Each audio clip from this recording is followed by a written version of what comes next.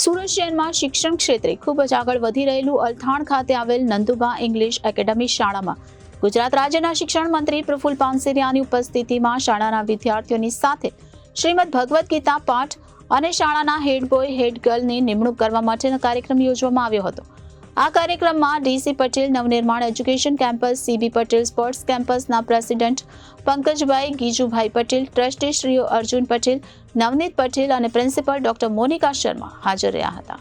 રાજ્યના શિક્ષણ મંત્રી પ્રફુલ પાનસેરિયા દ્વારા વિદ્યાર્થીઓને શ્રીમદ ભગવદ્ ગીતાના શ્લોકના માધ્યમથી જીવનનો અર્થ સાથે કેવી રીતે દરરોજ ભગવદ્ ગીતાના એક શ્લોક વાંચવાથી પોતાના ભણતરના અભ્યાસમાં આત્મવિશ્વાસ આવે છે તેવું જણાવ્યું હતું। નંદુબા ઇંગ્લિશ એકેડમીના વિદ્યાર્થીઓ દ્વારા મંત્રી પ્રફુલ પાનસેરિયાને અભ્યાસને લઈને તેમજ જીવનને લઈને પ્રશ્નો કરવામાં આવ્યા હતા અને સકારાત્મક રીતે પ્રફુલ પાનસેરિયા દ્વારા એ પ્રશ્નોનો જવાબ ઉદાહરણ આપી સમજાવવામાં આવ્યું હતું।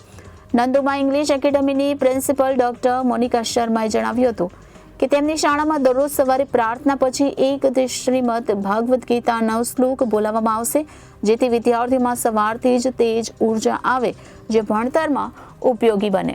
ત્યારે સુરત શહેરમાં શિક્ષણ ક્ષેત્રે ખૂબ જ આગળ વધી રહેલું અલથાણ ખાતે આવેલું નંદુબા ઇંગ્લિશ એકેડમી શાળામાં ગુજરાત રાજ્યના શિક્ષણ મંત્રી પ્રફુલ પાનસેરિયાની ઉપસ્થિતિમાં શાળાના વિદ્યાર્થીઓની સાથે શ્રીમદ ભગવદ્ ગીતા પાઠ અને શાળાના હેડ બોય હેડ ગર્લની નિમણૂક કરવા માટેનો કાર્યક્રમ યોજવામાં આવ્યો હતો।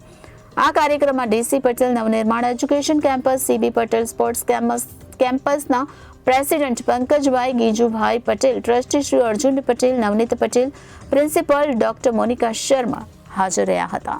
આજ રોજ નંદુબા ઇંગ્લિશ એકેડમીની અંદર ભગવદ્ ગીતાના મૂલ્ય સિદ્ધાંતો બાળકના નાનપણથી જ મગજની અંદર સત્ય, પ્રેમ, કરુણા, દયા આ ભાવનાઓ કેળવાય।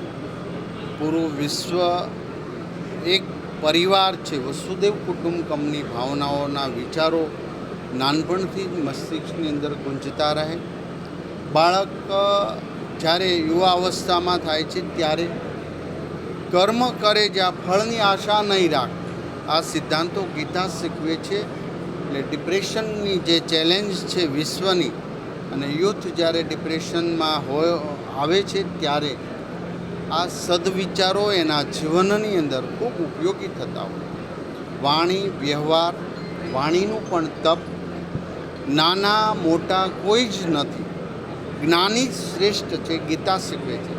માટે દરેક ધર્મ, દરેક સંપ્રદાય, દરેક વ્યક્તિ આ પૃથ્વી પર સારી રીતે જીવી શકે, પરસ્પર પ્રેમનું આદાન પ્રદાન કરે, પૂરી પૃથ્વીને ખુશ વિચારોથી, પોઝિટિવ વિચારોથી ભરવા માટે ગીતાના વિચારો શ્રેષ્ઠ છે। જેમ આપણો યોગ વિશ્વમાં પહોંચ્યો છે, એમ આવનારા સમયની અંદર ગીતા એ દરેક વિશ્વના શાળાઓ, મહાશાળા અને લોકો સુધી પહોંચશે। એમને ઋષિમુનિઓના તપ અને ત્યાગના એ બલિદાનનું આ ફળ છે। જ્યારે આજે વિદ્યાર્થીઓ, બાળકો આટલી એકાગ્રતાથી ન સાંભળે, પરંતુ એમને સત્યમાં રસ છે। આ દુનિયા એક સત્યના બેઝ પર, સત્ય એ શ્રેષ્ઠ છે, કર્મ કર અને એનું ફળ મળશે, આ સિદ્ધાંતો છે। આ દુનિયામાં દરેક જગ્યાને, દરેક ખૂણામાં લાગુ પડે। આ પાઠ બાળકને રોજ એક શ્લોક એનું મર્મ સમજાવી બાળકને એની ખબર પડે કે ક્યારે હું શીખી રહ્યો છું, અને જ્યારે એનું 12મું ધોરણ પાસ કરશે ત્યાં સુધીમાં એને મૂલ્યનિષ્ઠતા અને સત્યતાના પાઠો શીખી ગયો હશે, અને એના દરેક જીવનની અંદર ડગલે ને પગલે આ વિચારો ઉપયોગમાં આવશે। આજે સાંપ્રત સમયની અંદર અફરાતફરી, યુદ્ધના, એકાબીજા દેશો પોતાના વર્ચસ્વ માટે યુદ્ધ, બીજાને ખત્મ કરવાની, પ્રકૃતિને હાનિ પહોંચાડીને પોતે સ્વાર્થી બની ગયા છે, ત્યારે આ જ વિચારો શ્રેષ્ઠ છે। એક માણસ બીજા માણસ ઉપર વાર કરી જ ન શકે। આ પૃથ્વી પર નાનામાં નાના સૂક્ષ્મ જીવને જીવવાનો હક છે, અને તેને પ્રોટેક્શન આપવું એ માનવ જાતિનું સામૂહિક એક પ્રયાસ છે। એ ગીતા શીખવે છે। આ ગીતા જ્યારે પ્રિન્સિપાલ, એમના ટ્રસ્ટીશ્રીએ અહીંયા જ્યારે પોઝિટિવ પ્રયાસ કર્યો છે એમને આ પ્રયાસને હું વંદન કરું છું, અભિનંદન આપું છું.